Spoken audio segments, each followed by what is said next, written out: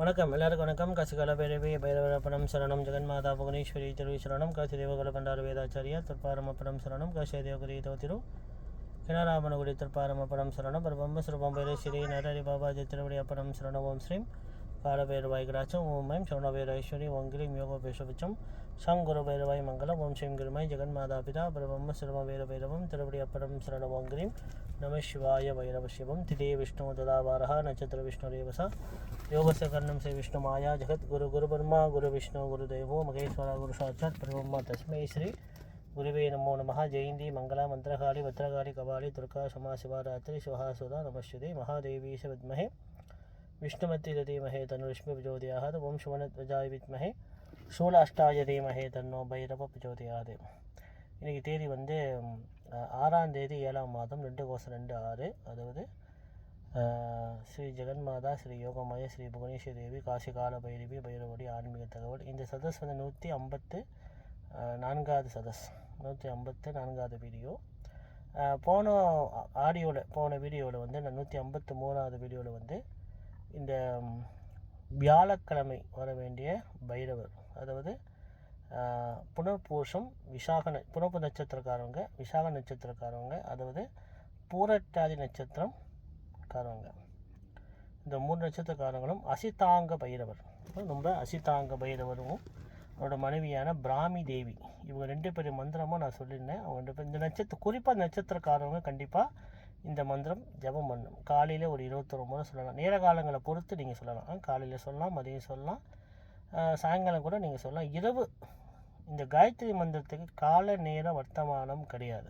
Any time 24 மணி நேரம் நீங்கள் வந்து அந்த ஜபத்தை நீங்கள் மனதொழுகே நீங்கள் செய்யலாம். நல்ல அற்புதமாக பண்ண கிடைக்கும்.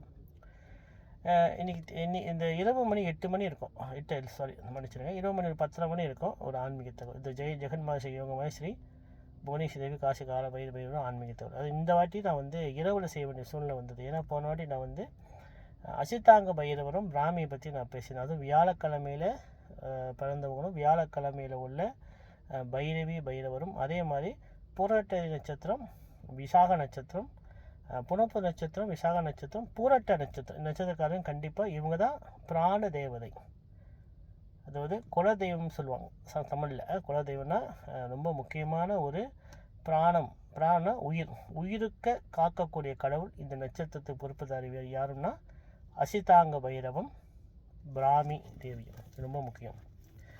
அப்போ இன்றைக்கி நான் வந்து வெள்ளிக்கிழமை பிறந்தவங்களும், அதாவது நட்சத்திரம் வந்து என்ன நட்சத்திரம் சொன்னால் வெள்ளிக்கிழமை பிறந்தவரும் பரணி பூரம் பூராடம், அதாவது பரணி பூரம் பூராடம் இந்த நட்சத்திரக்காரவங்களும், அதாவது வெள்ளிக்கிழமை உள்ள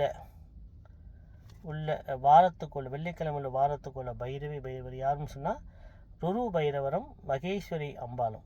ருரு பைரவர் சொல்கிறோம் இல்லையா, அவங்க தான் ரொம்ப முக்கியமான ஒரு பைரவர். அப்படின்னா கடன் சுமை இல்லாமல் ஒரு மனிதன் மாறணும்னு சொன்னால் கண்டிப்பாக வெள்ளிக்கிழமை இந்த ருரு பைரவருடைய மந்திரத்தை அவங்க ஜபம் கண்டிப்பாக செய்யணும், ரொம்ப முக்கியம். ருரு பைரவரும் மகேஸ்வரி அம்பாலும், மகேஸ்வரி தேவி சொல்லுவாங்க. சப்தகன்னிகள் 7 பேரும் இந்த அஷ்டபைரவருடைய பத்தினிகள் தேவி தான். இந்த அஷ்டபைரவருக்குள்ள ஒரு பைரவருக்கும் ஒரு பத்தினி வருவாங்க. அதில் வந்து வெள்ளிக்கிழமை வர வேண்டிய ஒரு பைரவர்னா ருரு பைரவர். எனக்கு தெரிஞ்சு இந்த ருரு பைரவர் மந்திரத்தை சொல்லி அனுபவத்தில் நிறைய பேர் நல்ல பலன் பார்த்தவங்க இருக்காங்க. ஏன்னா இன்றைக்கி நம்மளுக்கு வந்து வாழ்க்கையில் மூலாதாரம் சொன்னால் பணம் தான், செல்வம். மனிதனாக வாழ்கிறவங்க, குடும்பத்தில் உள்ளவங்க கண்டிப்பாக வாழ்வாதாரத்துக்கு கண்டிப்பாக பணம் வசதி கண்டிப்பாக வேணும். அது இல்லைன்னா மக்கள் பொதுவாக நம்ம வந்து மதிப்பு மரியாதை கூடுன்னு சொன்னால் பணம் இல்லைன்னா அதான் சொன்னேன், அருள் இல்லாத இவ்வளவுகளே பொருள் இல்லாத இவ்வளவுகளே அருள் இல்லாத அவ்வளவுகளேன்னு சொல்லுவாங்க இல்லையா பழமொழி. அதே மாதிரி நம்ம எப்பவுமே வந்து இந்த மகாலட்சுமி, குபேலட்சுமி இவங்களுக்கு மூலதாரம் ருரு பைரவர் சொல்லக்கூடிய ஆனந்த, அவரோட மந்திரம் சொல்கிறேன், ருரு பைரவ மகேஸ்வரி. அவரோட மந்திரம் வந்து ஓம் ஆனந்த ரூபாய வித்மஹே டங்கோசாய தீமஹே தன்னோ ருரு பைரவர் பிரஜோதியாது. 2வது வந்து மகேஸ்வரி மந்திரம் வந்து ஓம் விருத்தஜாய வித்மஹே மிருகு அஷ்டாய தீமஹே தன்னோ ரௌத்ரி பிரஜோதியாது. இது அம்பாள் மந்திரம், அதாவது ருரு பைரவருடைய பத்தினி மனைவி. அதாவது வீட்டில் வந்து நம்ம வந்து எப்படி இருந்தாலும் பெண்கள், மகாலட்சுமி பெண்கள் அம்சம், அடிக்கடி சொல்லணும் இல்லையா, மகாலட்சுமி பெண்கள் எல்லாம் மகாலட்சுமி அம்சம் தான். பெண்கள் கண்டிப்பாக தீபம் ஏற்றணும். வீட்டுக்கு வெளியே கண்டிப்பாக 3 விளக்கு ஏற்றணும் இரவில். அதே மாதிரி தினந்தோறும் குத்து விளக்கு ஏற்றணும். பெஸ்ட்டு, ரொம்ப சிறந்தது தினந்தோறும் 2 குத்து விளக்கு, 5 முகம் கொண்ட குத்து விளக்கு கண்டிப்பாக. அப்படின்னா வாரத்துக்கு 2 முறையாவது கண்டிப்பாக ஏற்றணும். செவ்வாய்க்கிழமையாவது கண்டிப்பாக ஏற்றணும், வெள்ளிக்கிழமையாவது கண்டிப்பாக ஏற்றணும். ரொம்ப முக்கியம். ஏற்றி இந்த மந்திரம், அதாவது ஆனந்த ரூபா வித்மஹே டங்கோ சாதீமஹே தன்னோ ருரு பைரவர் பிரஜோதியாது. அவர் மணி வந்து மகேஸ்வரி அம்பாள். ஓம் விருத்தச் பஜாய வித்மஹே மிருகு அஷ்டாஜ தீமஹே தன்னோ ரௌத்ரி பிரஜோதியாது. இந்த 2 மந்திரமும் மனப்பாடம் பண்ணி வச்சுங்க. கடன் சுமை உள்ளவங்க, பணம் தட்டுப்பாட்டு ஒருத்தவங்க வரக்கூடாது சொன்னால், பணம் தட்டுப்பாடு ஒருத்தவங்க வரக்கூடாது சொன்னால் கண்டிப்பாக இந்த ருரு பைரவ மந்திரம் கண்டிப்பாக ஜபம் பண்ணியே தீரணும். ரொம்ப முக்கியம், ரொம்ப முக்கியம். அதே மாதிரி இந்த லட்சுமி தேவி வந்து ஸ்ரீசுத்த பாராயணம் வந்து ரெண்ணி வரணாமரன் இது குருமார்கள் சொல்லுவாங்க எல்லாம். ஸ்ரீசுத்தத்தில் வந்து லட்சுமி தேவி சில பொருளுக்கு வந்து அடக்கம். முதல் வந்து யானை தந்தம். யானை தந்தம். இந்த யானை தந்தம் கிடைத்தால் வீட்டில் வச்சு பூஜிக்கலாம். அது வந்து கிடைப்பது கடினம், விலையும் கூட. இப்போ வந்து கிடைப்பது ரொம்ப கஷ்டம். அது முறைப்படி லைசன்ஸ் உள்ள கடையில் பார்த்து அது வாங்கணும். 2 விலையும் கூட, சரியான விலை. 2வது வந்து வலம்புரி சங்கு. வலம்புரி சங்குக்கு வந்து லட்சுமி தேவி அடிக்கம். 3வது வந்து தாம்பரப்பூ. அது சிவப்பு கலராக இருந்தாலும் சரி, வெள்ளை கலராக இருந்தாலும் சரி, இந்த தாம்பரப்பூக்கு வந்து லட்சுமி தேவி அடக்கம். 4வது வந்து வில்வ மரம். வீட்டு முன்னுக்கு வசதி இருந்தால் வில்வ மரம் வைங்க. ஏன்னா வில்வ மரம் வந்து கொஞ்சம் பெரிய மரம் வந்தால் எல்லாம் பெருக்கும். இப்போலாம் வீட்டுக்கு தள்ளி கொஞ்சம் வைக்கலாம், வீட்டுக்கு கிட்ட வைக்காதீங்கன்னா அது பெரிய மரமாக இருந்தால் கண்டிப்பாக பெருக்கும். 5வது வந்து நெல்லி மரம். அதுக்கு வந்து சமஸ்கிருத ஹரிபலமா, நெல்லிக்காய்க்கு பேர் ஹரிபலம். லக்ஷ்மி ஹோமமும் சுரண பைரவர் பூஜையும் குபேரலட்சுமி பூஜையும் நெல்லி மரத்துக்கு கீழே தான் பூஜிக்கிறாங்க. நெல்லி மரத்துக்கு கீழே தான் அந்த ஹோமமே செய்யணுமா அப்படின்னு சாசனம். இப்போ தான் வந்து ஹோமங்கள் வீட்டில் செஞ்சாலும் புகை வருதுன்னு பக்கத்தில் இருக்கிற கத்துறானுங்க. ஹோமத்தோட புகையை பற்றி அருமை பெருமே நம்ம சைவர்களுக்கே தெரிய மாட்டேது. ஹோம புகை எங்கெங்கே பட்டாலும் அங்கே சுபிச்சம் வரும்னு சொல்லி ஹோம புகை பட்டாலே அந்த இடம் சுபிச்சம், மகாலட்சுமி அங்கே ஐக்கியமாவாங்கன்னு தெரிய மாட்டேது. ஏன்னா ஹோம புகைக்கு அப்படியே ஒரு மகத்துவம் இருக்குது. சில பிறகு ஒரு பக்கம் இருக்கட்டும். ஓங்கிரி நமச்சிவாய பைரவ சிவம். அப்போ 5வது வந்து நெல்லி மரம். அதாவது வீட்டு முழுக்க நெல்லி மரம் வைங்க, வில்வ மரம் வைங்க. 2வது தாம்பரை காய் போட்டு தாம்பரை வளங்க. இல்லைன்னா துளசி மடமாவது வைங்க. ஆனால் என்னோடய அனுபவத்தில் என்ன, துளசி மடம் வைக்கிறாங்களோ இல்லையோ, வீட்டு முன்னுக்கு என்னென்னமோ கோயில் கட்டுறாங்க. பின்னால் அதே அவங்களுக்கு சூனியமாகுது. சில பேர் சொன்னால் அதை ஏற்றுக்க மாட்டாங்க. ஆனால் இது லட்சுமி கடாட்சமான பொருள் வைக்க மாட்டாங்க. ஒரு துளசி மரம் வச்சு பூஜிக்கலாம், ரொம்ப விசேஷம். ஒரு வில்லு மரம் வச்சு பூஜிக்கலாம், விசேஷம். இல்லை நெல்லிக்காய் மரம் கூட வைக்கலாம், விசேஷம். ஒரு தாம்பரை கோலம் மாதிரி வைக்கலாம், விசேஷம். இல்லை லட்சுமி கடை. அதே மாதிரி வீட்டுக்கு வெளியே 7 மணிக்கு பிறகு 3 விளக்கு ஏற்றணும். அது இச்சாசக்தி, கிரியாசக்தி, ஞானசக்தி சொல்லி ஐக்கியம். 2வது வந்து முதல் விளக்கு வந்து பித்ருகள் விளக்கு. 2வது விளக்கு வந்து அஷ்டதிக் பாலர்களான இந்திரன், அக்னி, யமன், நிருதி, வருணன், வாயு, குபேரன். இவங்க 8 அஷ்டதிக் தேவர்கள் ஆசீர்வாதம் பெறணும் சொல்லி 2வது விளக்கு. 3வது விளக்கு சப்த ரிஷிகள். இவங்க 3 தேவதைகளையும் நினைத்து, அதாவது பித்ரு தேவதையும் நினைக்கிறேன், வாசு, ருத்ரன், ஆதித்யானும் நினைத்து, அவங்க 3 வாசு, ருத்ரன், ஆதித்யன், இவங்க 3 பேர் நினைத்து 3 விளக்கு, வெங்கல விளக்கு, நல்லெண்ணெய் விட்டு அஞ்சனை கலந்து விட்டு தீபம் ஏற்றுது. அதாவது வீட்டு உள்ள கண்டிப்பாக குத்து விளக்கு ஏற்றி வைத்து இந்த மந்திரத்தை சொல்லணும். சொன்னால் நம்மளுக்கு வந்து இந்த பணம் தட்டுப்பாடும், பணம் சம்பந்தமான ஒரு போராட்டமும் நம்மளுக்கு வாழ்க்கையில் வராது. ஏன்னா சாஸ்திரம் என்ன சொல்லுதுன்னா, லட்சுமி தேவிக்கு விஷ்ணு புராணத்தில் நீங்கள் பார்த்தீங்கன்னா, விஷ்ணு புராணம் ஃபுல்லாக படிச்சிங்கன்னா உங்களுக்கு தெரியும். லட்சுமி தேவிக்கு வந்து விஷ்ணு புராணத்துலேயும் இருக்குது, கருட புராணத்துலேயும் இருக்குது, அக்னி புராணத்துலேயும் இருக்குது இந்த விவரம். லட்சுமி தேவிக்கு ஒரு காலத்தில் வந்து ஒரு சாபத்தால் ஏற்பட்டு எல்லா செல்வங்களும் இழந்த பிறகு லட்சுமி தேவி கால பைரவரை பூஜை பண்ணி தான் எல்லா செல்வத்தையும் பெற்றாங்கன்னு ஒரு சாஸ்திரம் இருக்குது. ஒன்று தான் வந்து அஷ்டதிக் பாலர்களும் அஷ்டலட்சுமிகளும் 8 பேரும் தேய்பிறை அஷ்டமி தேதி அன்று கால பைரவர் பூஜிக்கிறாங்கன்னு சொல்லி ஒரு குறிப்பு இருக்குது. இது வந்து மகாலட்சுமி மந்திர மனோகரம் என்ற புக்கில் இருக்குது. அது ஃபுல்லாக பைரவரை பற்றி படிப்பது. இது சைவ சித்தாந்தத்தில் நீங்கள் படித்தா கூட ஆரம்பத்தில் படிக்கும் போது பைரவர் வரமாட்டார். சைவ சித்தாந்தம் கடைசியாக முடித்த காலகட்டத்தில் பைரவரை பற்றி படிக்க ஆரம்பிப்பேன். அப்போ தான் பைரவர் தத்துவத்தை பற்றி எல்லாத்துக்கும் தெரியும். பைரவர் வந்து இவ்வளோ விசேஷமானவரா, பைரவர் இல்லாத பூஜை சைவர்கள் பூர்த்தி ஆகாது, சைவர் பூஜை பூர்த்தி ஆகாதுன்னு வேதம் சொல்லுது. அதாவது பைரவர் இல்லாத பூஜை சைவர்கள் மார்க்கத்தில் பூஜை செத்திக்காதுன்னு வேத சாஸ்திரம் சொல்லுது. அது இப்போ சொன்னால் ஏற்றுக்க மாட்டாங்க. ஆனால் இப்போ எனக்கு என்ன சந்தோஷம் சொன்னால், இப்போ நிறைய குருமார்கள் பைரவை பற்றி பேசுகிறாங்க, நிறைய பேர் ஆராய்ச்சி பண்ணுறாங்க. பைரவை பற்றி நான் சொல்லும் போது யாரும் 2008 சொல்லும் போது ரொம்ப பிரச்சனை பண்ணாங்க. பூசணிங்க வழக்கெல்லாம் ஏற்றுமான பெடப்பாக பேசணும்னு இருக்காங்க, குருமார்களே பேசணும் இருக்காங்க. ஆனால் இப்போ வந்து ஏற்றுக்கிட்டாங்க. ஏன்னா மக்கள் ரொம்ப வேதங்கள் படிக்கிறாங்க, பைரவர் சாஸ்திரங்களை பற்றி ரொம்ப தெரியுது. தமிழ்நாட்டில் பைரவர் வழிபாடு குறைவு தான். தமிழ்நாட்டில் வந்து இந்த கருப்பசாமி, ஐயனார், முனியாண்டு, எல்லாம் பைரவருக்கு தான். இவங்களை பற்றி தான் தமிழ்நாட்டில் ரொம்ப தெரியும். ஆனால் வட இந்தியாவில் பார்த்தீங்கன்னா அங்கே எல்லாம் மகாகாலா பைரவர் தான் சொல்லுவாங்க. இந்த வித்தியாசம். அது வட இந்தியாவில் நீங்கள் போய் இமயமலை, சாரம், கேட்டர்நாடு, உஜ்ஜினி, ஜெய்ப்பூர், இதெல்லாம் காசியெல்லாம் வந்து எல்லாம் மகாகால பைரவர்னு சொல்லுவாங்க. மகாகாலா சொல்லுவாங்க, அதுக்கு கால பைரவர். தமிழ்நாட்டிலலாம் இந்த மாதிரி காவல் தெய்வம் எதையும் யாருமே காவல் தெய்வம் இல்லை. உங்கள் வீட்டுக்கு எந்த தெய்வம் காவல் இருக்காது, எந்த தெய்வம் காவல் தெய்வம் கிடையாது. இவங்களே இப்போ மதுரைனா இவ்வளோ உத்தமமான ஒரு கடவுள், கருப்பசாமினா உத்தமமான கடவுள், அவர் தான் போய் காவல் தெய்வம்ன்றாங்க. எந்த தெய்வமும் வீட்டு காவலா? நம்ம வீட்டுக்கு எதையும் காவலாக இருக்குமா? என்ன இது பேசுகிறாங்க? எல்லாம் பரபிரம்மம், பைரவர் அம்சம். இவங்கெல்லாம் பைரவர் தான். பேரை மாற்றிக்கிட்டாங்க, வழிபாடு மாற்றிக்கிட்டாங்க. அதான் நம்பிக்கை நமக்கு. அவங்க நம்பிக்கை எதுவும் பண்ணிட்டு போகிறாங்க. சிறப்புக்கு இருக்கட்டும், கிரி நம சிவாய பைரவ சிவம். அப்போ நம்ம இந்த வெள்ளிக்கிழமை நம்ம எப்பயுமே இந்த ருரு பைரவர் மந்திரத்தை நம்ம எப்பயுமே ஜபம் பண்ணணும். இந்த கடன் சுமை இல்லாமல் நம்மளுக்கு ஆகணும்னு சொன்னால் இது வந்து அஷ்ட பைரவர் பிரயோகத்தில் இது வந்து 5வது பைரவர். அது வெள்ளிக்கிழமை பூஜிக்கிற பைரவரான ருரு பைரவர் ரொம்ப ரொம்ப முக்கியம். இந்த ருரு பைரவர் வழிபாட்டில் வந்து ரொம்ப நெல்லிக்காய் தான் வரும். நெல்லிக்காய் வந்து பல வகை இருக்குது. பெருநெல்லி, கருநெல்லி, சிறி நெல்லி, தாமரை நெல்லி அப்படின்ட்டு. கருப்பு நெல்லினா இந்தியாவில் பார்த்தீங்கன்னா பெருநெல்லி, பெரிய நெல்லி, கருப்பு நெல்லி ஒரு ஏப்ரல் பர்சு கூட இருக்குது, நான் பார்த்துருக்கேன். அதெல்லாம் யாகத்துக்கு அக்னி ஆவர்த்தி, பைரவ சுரண பைரவ மந்திரம் பண்ணி அக்னி ஆவர்த்தி பண்ணி அற்புதமான பலன் கிடைக்கும்.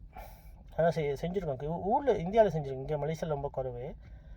ஊரில் வந்து இந்த மாதிரி நெல்லிக்காய் வைத்து, இந்த மாதிரி தாமரைப்பூ வைத்து, இந்த மாதிரி மங்கள பொருட்கள் வச்சு சுரண பைரவர் பூஜை, லட்சுமி பூஜை, அப்புறம் குபேரலட்சுமி பூஜைலாம் பண்ணியிருக்கோம்.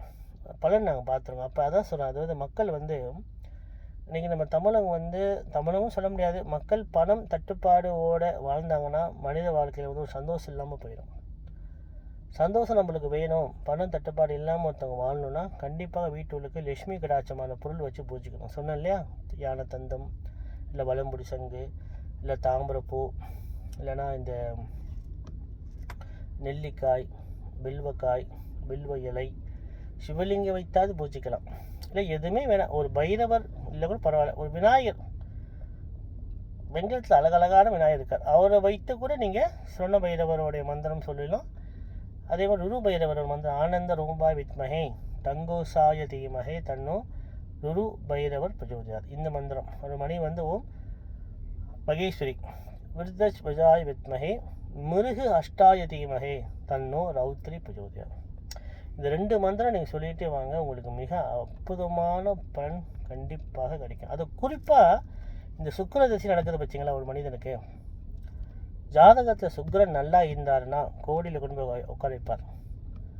அதே மாதிரி ஜாதக சுக்கிரன் நல்லன்னா தெருக்கோடிக்கு கொண்டு போயிடுவார். சுக்கிரன் நல்லா வந்து திசை நடத்தினால் கோடியில் போய் உட்கார வைப்பார். கோடி அடுக்கி பணத்தை அடுக்கி அது மேலே உட்கார வைப்பார். சுக்கிரன் ஜாதகத்தில் நல்லா இல்லைன்னா தெருவுக்கு கொண்டு வந்துடுவார். அதனால் இந்த சுக்கிரதசை நடக்கிறவங்க கண்டிப்பாக இந்த மந்திரம் சுக்கிரனுடைய பிருதி தேவதா, அதாவது பிராண தேவதா சொல்லுவோம். பிருதி தேவதா அவர் தான், பிராண தேவதையும் அவர் தான். அப்போ இந்த மந்திரத்தை கண்டிப்பாக நீங்கள் எல்லாம் கண்டிப்பாக நீங்கள் சொல்லுங்கள்.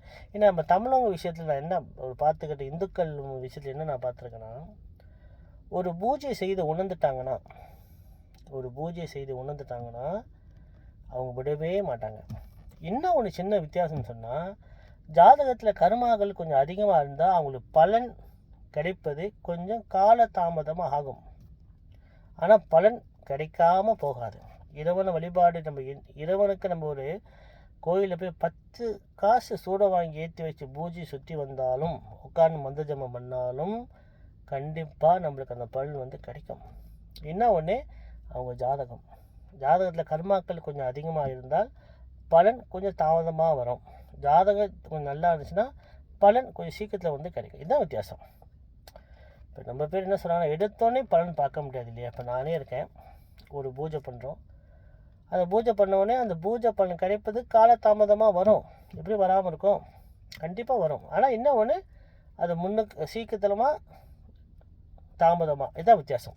ஆனால் பலன் கண்டிப்பாக உண்டு. இறைவன் எப்பயுமே யாரும் ஏமாற்ற மாட்டான். அப்போ இன்றைக்கி அஷ்டபைரவர் பிரயோகத்தில் வந்து வெள்ளிக்கிழமை சொல்ல வேண்டிய மந்திரமும், அதே மாதிரி சுக்கிர திசையில் உள்ளவங்களுக்குள்ள மந்திரமும் இதுதான். அதாவது ருரு பைரவர். இந்த மந்திரம் சில பேர் குரு பைரவர்னு சொல்கிறார். குரு பைரவர் இல்லை, ரு பைரவர். இந்த மந்திரத்தை நானே டெய்லி ஜெபம் பண்ணுவேன்.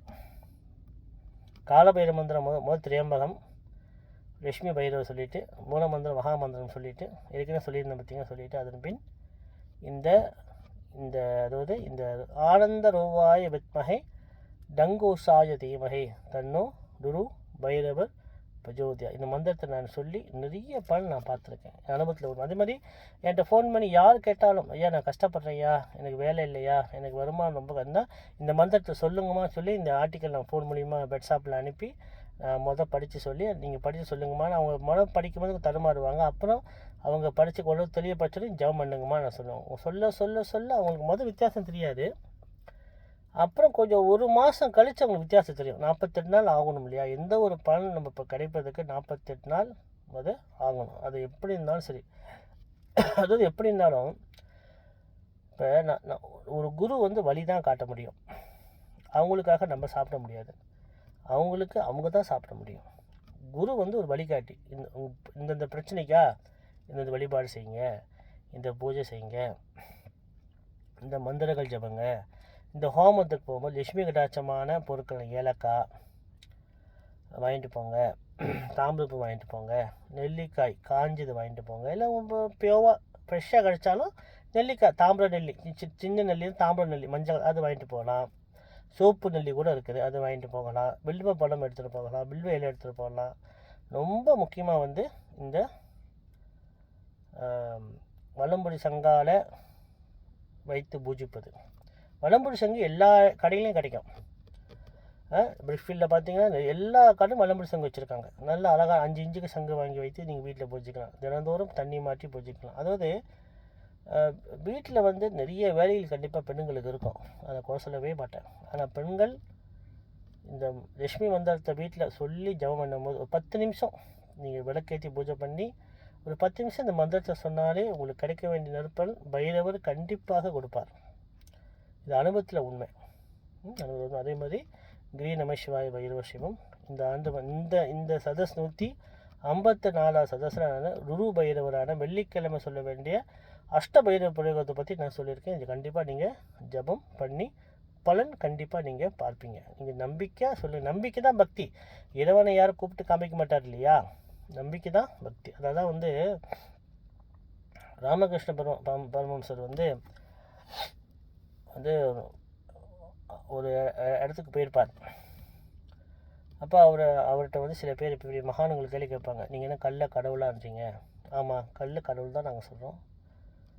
எங்களுக்கு பஞ்சபூத வடிவத்தை வச்சு தான் நாங்கள் இறைவனை இந்து சமயமே வந்து இயற்கை சார்ந்த சமயம். அது எப்போ தோன்றுறது, புராதான சமயம், எப்போ வந்தது எப்போ போனது நம்மளுக்கு தெரியாது இல்லையா? அது வந்து எந்த யுகத்தில் வந்தது இன்ன வரைக்கும் யாருக்கும் தெரியாது. அதே மாதிரி கல்ல கடவுளாக நாங்கள் கும்பிடுவோன்ட்டு பரமஹம்சர் வந்து சொன்னார். அப்போ சில பேர் என்ன சொன்னாங்கன்னா, நாங்கள் வந்து நம்ம கும்பிட மாட்டோம் சரி. அப்படியா, சரி, அது உங்கள் நம்பிக்கைன்னு போயிட்டார். அப்போ ஒரு ஃபோட்டோவை பார்த்து யாருன்னு கேட்டார். எங்கள் அப்பான்னாரு. நீ எப்படி அந்த ஃபோட்டோவை பார்த்து அப்பான்ற? அது ஃபோட்டோ தானே, ஏன் நீ அப்பா சொல்கிற? அப்போ நீ ஒரு பேப்பரை ஃபோட்டோவை பார்த்து அப்பா சொல்லும்போது கல்ல கடவுளை நான் சொல்லக்கூடாதுன்னு கேட்டார்.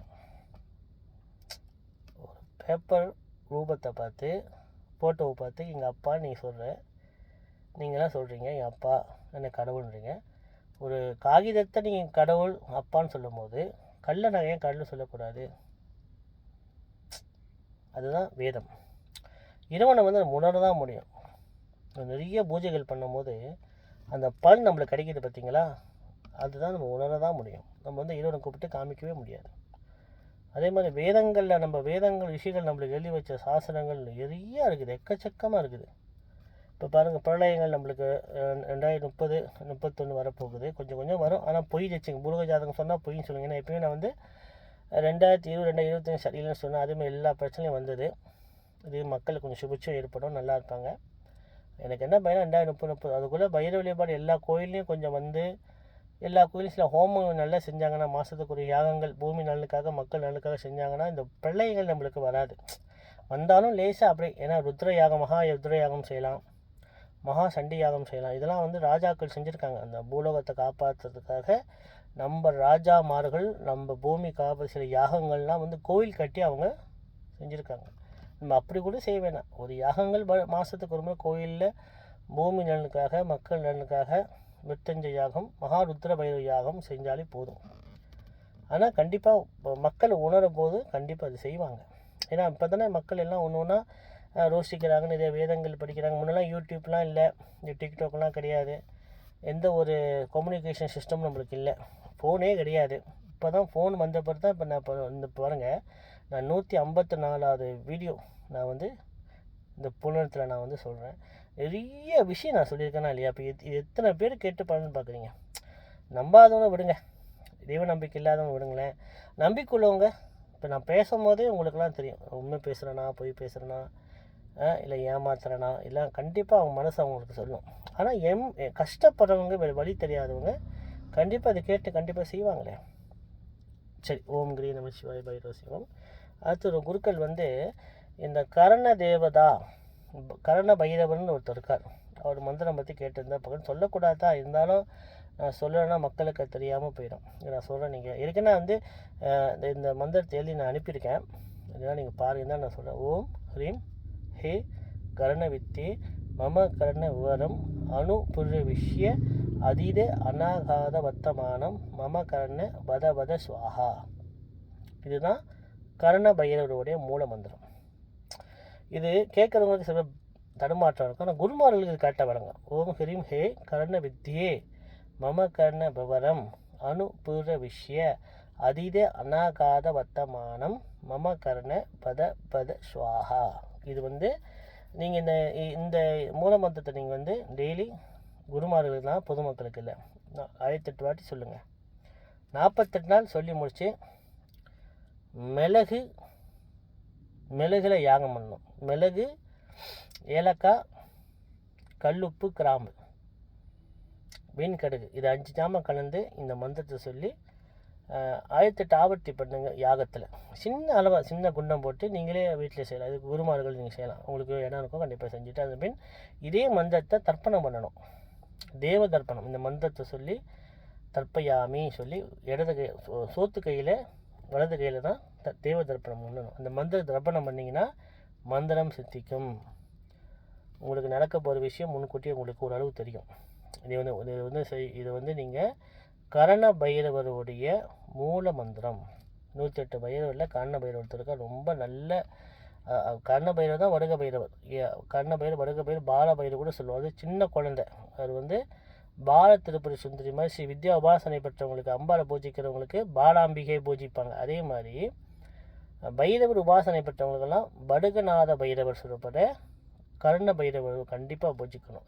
அந்த கர்ண பைரவர் மந்திரம் தான் இது. ஓம் ஹ்ரீம் ஹே கர்ண வித்தியே மம கர்ண விவரம் அணு பூர விஷய அதீத அநாகாத வர்த்தமானம் மம கர்ண பத ஸ்வாஹா. இவ்வளோதான், வேறு ஒன்றுமே இல்லை.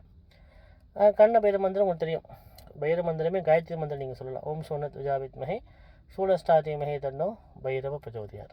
இது நீங்கள் சொன்னாலே போதும். இந்த 2 மந்திரம் நீங்கள் சொல்லி யாகம் பண்ணி பூர்த்தி பண்ணிங்கன்னா உங்களுக்கு உங்களை குருவாக ஏற்றுக்கிற சிசிய பிள்ளைகளுக்கோ உங்களை குருவாக ஏற்றுக்கிற பக்தர்களுக்கோ என்ன நடக்க போகுதுன்னு சொல்லி உங்களுக்கு முன்கூட்டி உணர முடியும். நீங்கள் இந்த மந்திரம் ஜெபம் பண்ண பூஜை பண்ண அது உயிர் வந்த பிறகு எந்த ஒரு மந்திரத்துக்கும் உயிர் கண்டிப்பாக ஒரு நாளைக்கு வரும். நீங்கள் சொல்ல கண்டிப்பாக வரும். அந்த பிரபஞ்சத்தோட கலக்குறீங்களே உங்கள் ஆத்மாவும் அந்த மந்திரமும் பிரபஞ்சமும் கலக்கும் போது உங்களுக்கு அதை உணருவீங்க. உணரும் போது உங்களுக்கு நல்லதும் தெரியும், கெட்டதும் உங்களுக்கு தெரிய வரும்.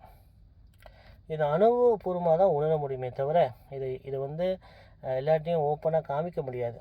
எப்படி காமிப்பது? இருக்கை எப்படி நம்ம கண்ணுக்கு தெரிகிற மாதிரி உணர முடியும்.